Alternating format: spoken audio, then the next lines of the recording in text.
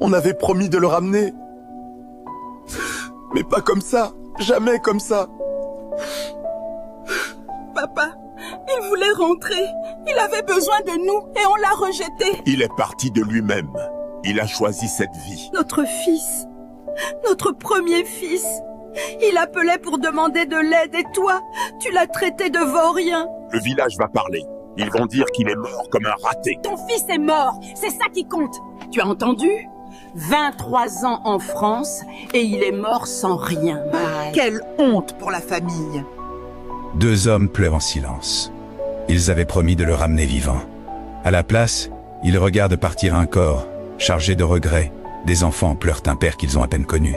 Et un vieil homme se tient droit, prisonnier de son orgueil. Ici, la douleur se mélange à la honte, et le deuil devient un procès. Les murmures du voisinage pèsent plus lourd que les larmes, rappelant que même la mort ne libère pas de la pression du regard des autres. Cercueil, 800 €. Transport, 1200 €. Formalité consulaire, 500 €. Billet avion cargo, 2300 €. Total, 4800 €. On a collecté 2100 € avec la communauté. Il manque encore 2700 €. Comment on fait, mon frère? On ne peut pas le laisser à la morgue. Ça fait déjà 3 jours. Chaque jour supplémentaire, c'est 50 € de plus. J'ai appelé l'ambassade. Ils ne peuvent rien faire sans que la famille paie d'abord les frais consulaires. Tu sais ce qui me tue? Il est mort en pensant qu'il était un échec. Il ne savait pas qu'il était un héros pour nous. 23 ans de survie sans papier. C'est ça le vrai courage. Il faut relancer la cagnotte. On va poster son histoire sur les réseaux. Les gens doivent savoir. La mort se compte en factures. Chaque papier posé sur le sol rappelle que mourir loin de chez soi coûte cher. Très cher. C'est pour Kofi ? On doit réunir 2700 € de plus. Sinon, son corps reste bloqué ici. Kofi Mensa, 45 ans.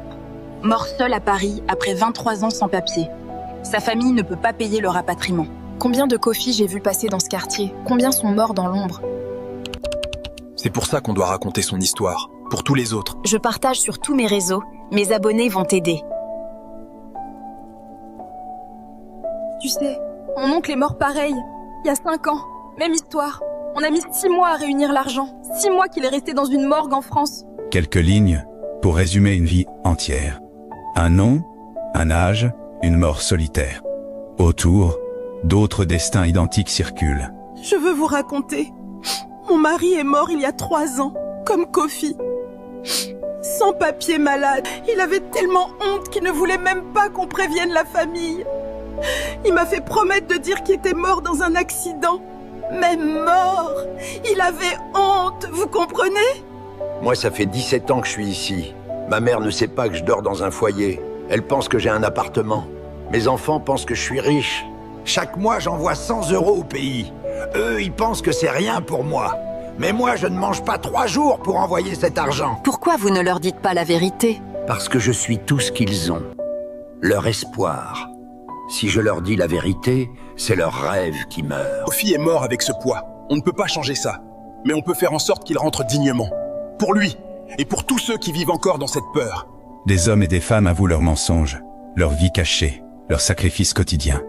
Tous portent le même fardeau, être l'espoir de quelqu'un, même quand on n'a plus rien. Kofi n'était pas un cas isolé. Il était le miroir de tous ceux qui vivent debout pour ne pas décevoir. Pardon, Kofi. Pardon. On aurait dû t'écouter. On aurait dû te dire de revenir. Mon fils.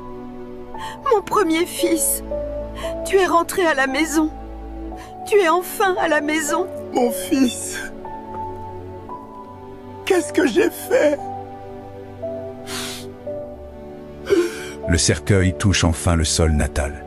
À cet instant, le retour n'efface rien, mais il révèle tout, l'amour, les erreurs et le prix terrible du silence. Il était malade, il voulait rentrer, mais nous, sa propre famille, on lui a dit non, parce qu'on avait peur de VOU. Mon frère est mort seul, dans la rue, sans abri, pendant que vous racontiez vos histoires sur lui. Elle a raison de dire tout ça. On a tous tué Kofi.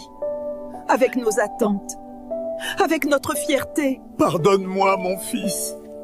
J'ai choisi...